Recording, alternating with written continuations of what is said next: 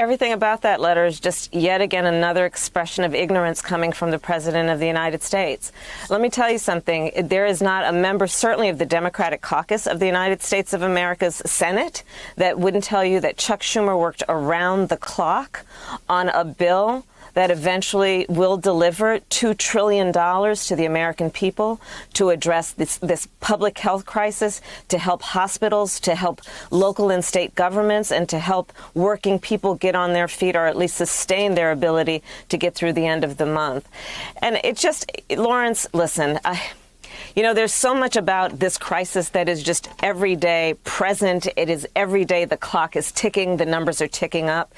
And I'm frankly, I'm fatigued. I'm tired of thinking about Donald Trump. I'm going to tell you the truth. Because the reality is this guy doesn't understand his job.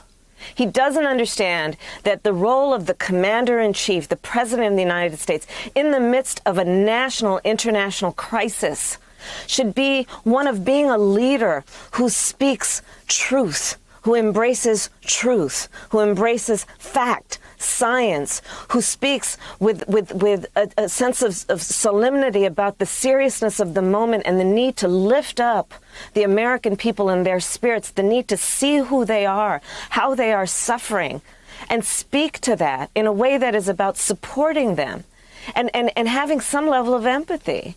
But what we have is a president of the United States who is continuously focused on himself. And so I'm done with that. Let's talk about where we are now. Where we are now is that we just heard that 6.6 more million Americans are going to be out of a job.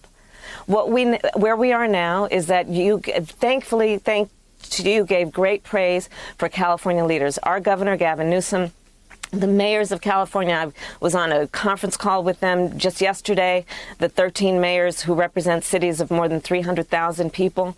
They are doing extraordinary work. And why? Because it has fallen on local and state leaders to carry on their now broad shoulders the brunt of the responsibility for helping the American people where there has been a vacuum of leadership in Washington, D.C. from this White House.